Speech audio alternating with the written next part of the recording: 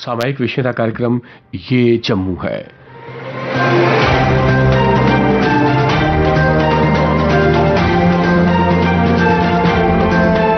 श्रोताओं नमस्कार, कार्यक्रम ये जम्मू है में आप सबका स्वागत है। आज के अंक में शामिल है जम्मू फिल्म फेस्टिवल का दूसरा संस्करण 3 सितंबर से होगा आयोजित।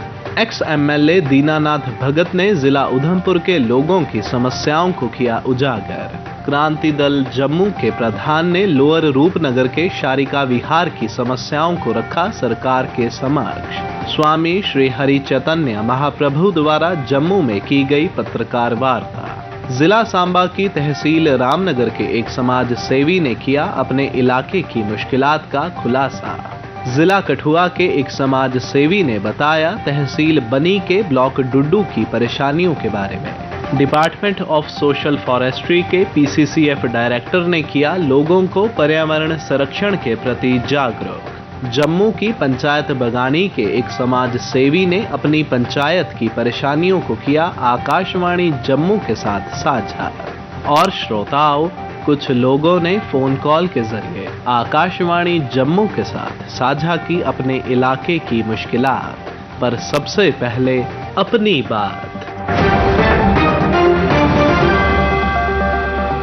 15 अगस्त 2022 का स्वतंत्रता दिवस हम सब भारतवासियों ने अमृत महोत्सव के रूप में मनाया। घर घर तिरंगा लहराया और अमृत काल में खुशियों के साथ प्रवेश किया। स्वतंत्रता की शताब्दी पूर्ण होने तक के 25 वर्ष के इस आगामी कालखंड को अमृत काल की संज्ञा दी गई है। आप जरा याद कीजिए, प्रधानमंत्री श्री नरेंद्र मोदी का अमृत महोत्सव एवं स्वतंत्रता की 75वीं वर्षगांठ के अवसर पर ध्वजारोहण के बाद लाल किले की प्राचीर से किया गया संबोधन, जिसमें उन्होंने देशवासियों को 5 अमृत प्रण या यूं कहिए कि 5 मंत्र अपनाने का मार्गदर्शन दिया। इस 5 प्रण संकल्प की बात करने से पहले हम प्रधानमंत्री के उस उद्बोधक अंश का जिक्र करना चाहेंगे जिसे देश की समस्त जनता को अपनाना चाहिए। ये महत्वपूर्ण अंश था देश की आधी आबादी यानी नारी शक्ति के सम्मान के विषय में। प्रधानमंत्री ने बड़ी ही भावुकता के साथ कहा था, देश के विकास के लिए महिलाओं का सम्मान महत्वपूर्ण स्तंभ है।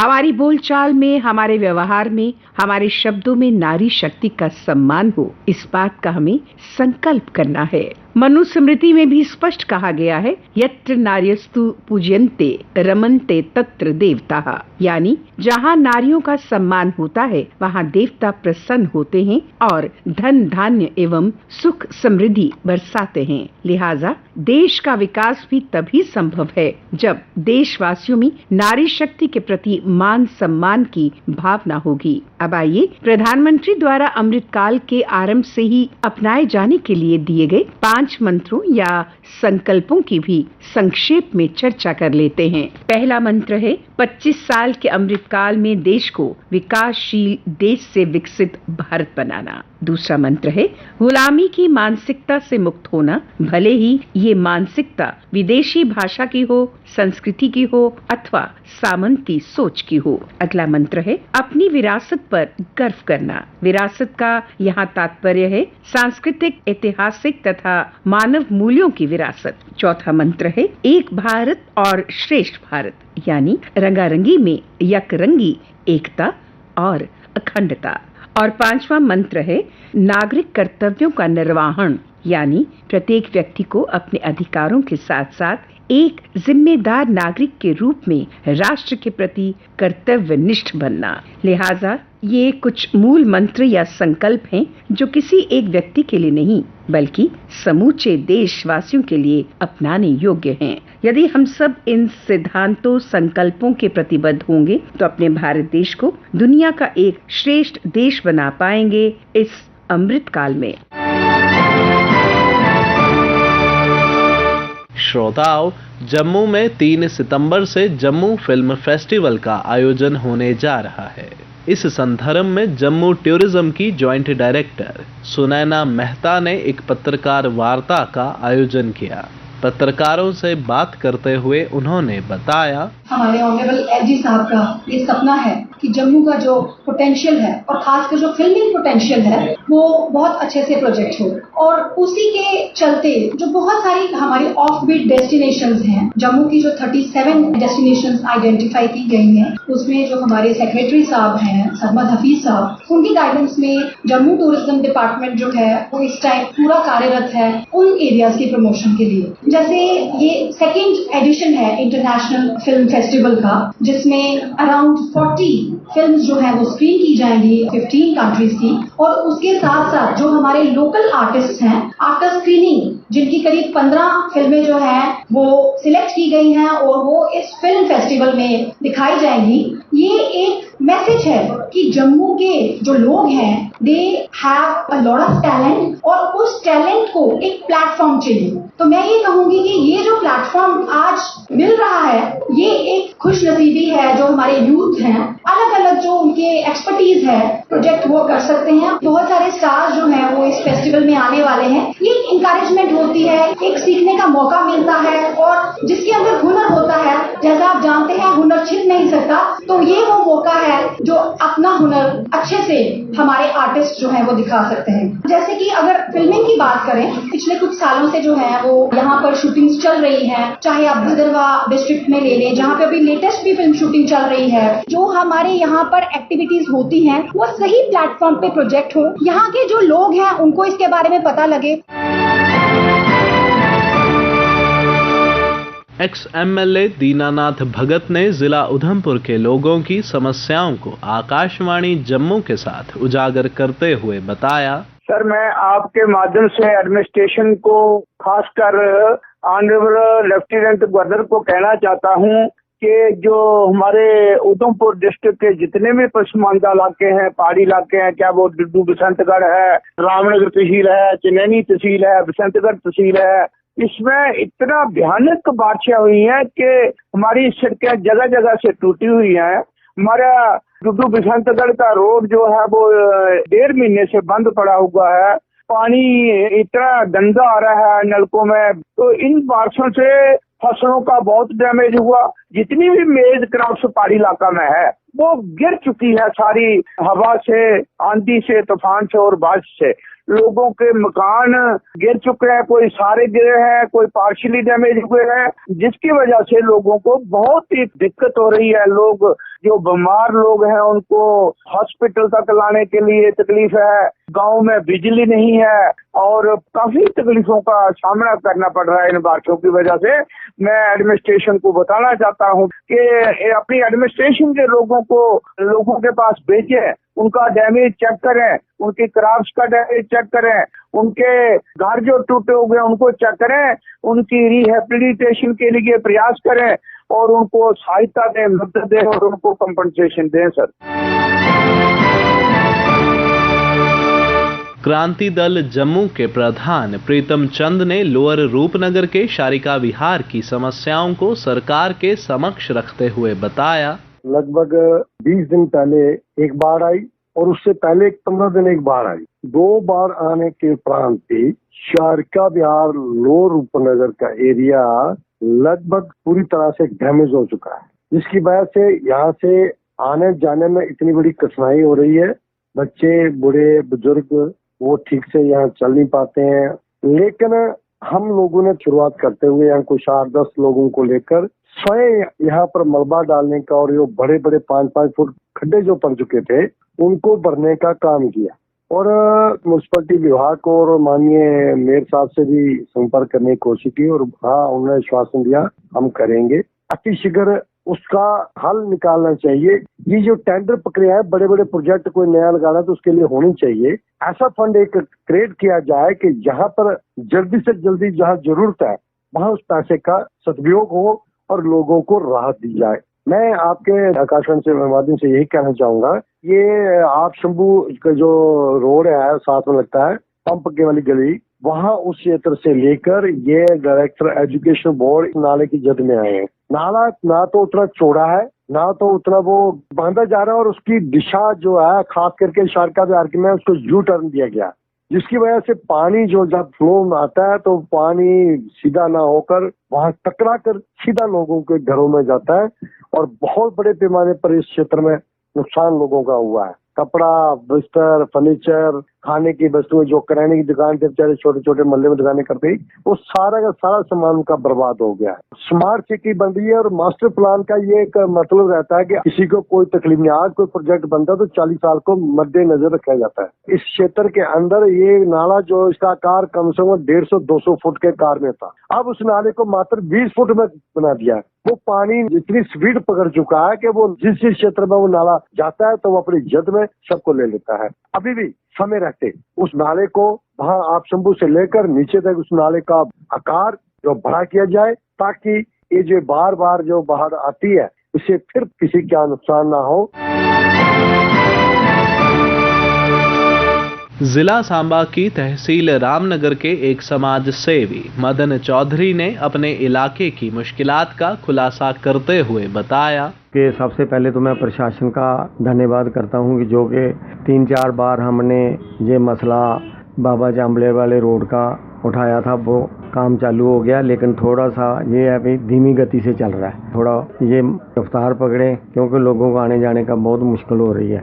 उसके बाद अब देखो जो हमारी मुंजी की फसल है ये तैयार होने के पहुंच गई है, लेकिन ना तो बिजली आ रही है ना ही बारिश हो रही है। तो ये मैं रिक्वेस्ट करता हूँ डिपार्टमेंट से बिजली टाइम से छोड़ें, जहाँ जहाँ इनका शेड्यूल है उसके मुताबिक छोड़ें, ताकि जिम्मेदार अपनी ज़मीन को पानी लगा सके और उसकी फसल है जो तैयार हो जाए। मुश्किल घड़ी से जिम्मेदारों ने बहुत मेहनत करके ये फसल तैयार की है और इनको अगर पानी नहीं मिलेगा तो ये इनकी फसल बर्बाद हो जाएगी। ये बेचारे क्या करेंगे। और दूसरा, नहर की भी सफाई भी हुई थी, लेकिन इतनी जितनी होनी चाहिए थी इतनी नहीं हुई। मैं रिक्वेस्ट करता हूँ क्योंकि थोड़ा बहुत नहर वाले भी अपना तवज्जो दें तो ज़रूर कि जिम्मेदार को थोड़ा बहुत उसका लाभ मिलेगा। और बाकी ये आरटीओ सांबा से मैं रिक्वेस्ट करता हूँ कि जो मेटाडोर और ऑटो हैं इनको अपने अपने परमिट पे जाना चाहिए, वहाँ नहीं जाते। जो रामगढ़ से वापस चले जाते हैं, जहाँ जहाँ इनके परमिट है वहाँ नहीं जाते हैं। तो लोगों को बहुत परेशानी हो रही है कि बरसात का मौसम है, दूसरा बच्चों का स्कूल आने जाने की सुविधा नहीं है। अब कोशिश करें आरटीओ साहब भाई इनको अपने परमिट पे भेजे जाए।